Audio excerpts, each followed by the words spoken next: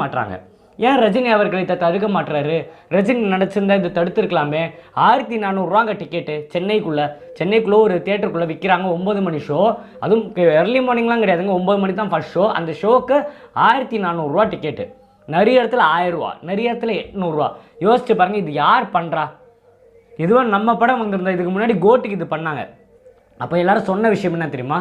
விஜய் அவர்கள் தான் அரசியல் வந்துட்டாரு, கோட்டுக்கு 1000 டிக்கெட் விற்கிறாங்க, ஏன் விஜய் அவர்கள் இதை தடுக்க மாட்டுறாரு, இது ஊழல் தானே அப்படின்னு கேட்டாங்க.